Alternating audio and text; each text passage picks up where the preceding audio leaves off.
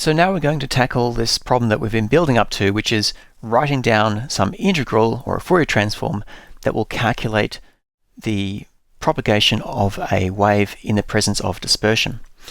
So we have some wave shaped in space, so it's a function of x at time equal to 0, and that'll have this Fourier transform over k. Now we can write f of x naught as an inverse Fourier transform over k. And I'm going to write this inverse transform out explicitly so we can see where all the phase terms interact with each other.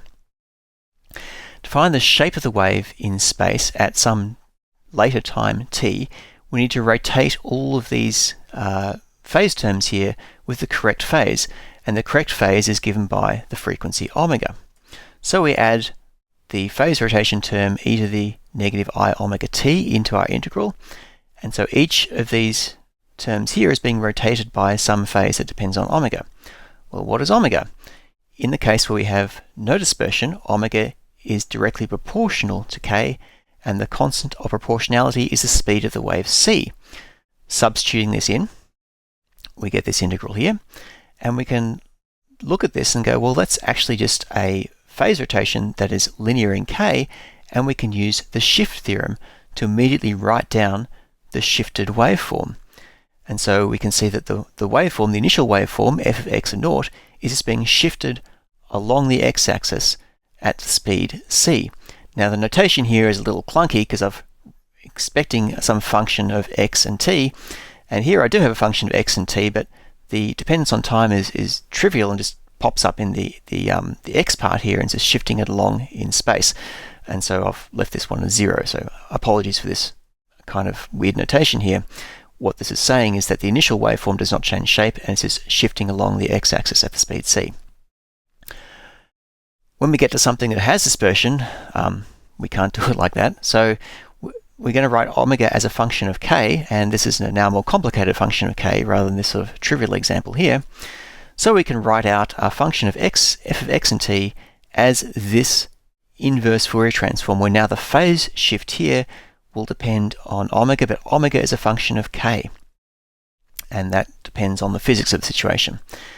And we can rewrite this using our inverse Fourier transform notation as the inverse Fourier transform of the initial wave, or in Fourier space, multiplied by the phase terms here, omega is a function of k. And this single transform here gives a new function of space at a single later point in time. So if you're given a function of space, you can calculate what it will look like at some later time t. We can repeat exactly the same sort of derivation or calculation over time instead of space. So imagine now we have a wave passing a single point in space, and it goes past that point in space with some function of time. And then it'll have a Fourier transform over omega. And we're doing this at, say, x equal to 0. So now we can write down our function of time in terms of its Fourier components in omega instead of k.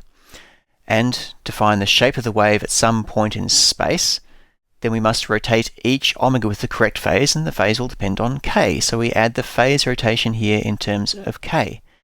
Again, if we have dispersion-free waves, then k is proportional to omega, with the constant of proportionality here being 1 on c. And so we can write down our function of x and t as this Fourier integral here, recognizing again that this is easily done with a shift theorem, so that now our initial function of time, f of naught t, can be just shifted along in time using this constant here, x on c. So it's exactly analogous to the previous derivation. We just reverse the roles of x and t. So with dispersion, same sort of thing. We write k as a function of omega, and we get this kind of integral here. So we have an inverse Fourier transform that gives a function of time for a single point in space x. So if you have a function of time at x equal to 0, you want to see what it looks like at some later point in space, this is the kind of transform that you do. Before finishing this topic, I just want to say something about the symmetry that we can identify in the dispersion relation. So here is our function of x and t. It's calculated from some initial position of the wave and then propagate it over time using this phase factor here. Now, we know that f of x and t must be real. That's because waves don't have imaginary amplitudes. So for a real function g of x, we have this symmetry relation in Fourier space. If we take this as g of k, that means that the conjugate of this whole thing here, which is equal to this, must also be equal to this expression here where I've just changed k to negative k. But we also know that this is true for the initial Fourier transform of the wave because that's real. And so the upshot of this is that the dispersion relation omega as a function of negative k must be equal to negative omega of k. That's a consequence of just following this math through. And so because f of x is real, the dispersion relation must be an odd function of k or omega. So I've done it here as omega as a function of k, but if you did the derivation with k as a function of omega, you get the same result, obviously. Now that's kind of neat.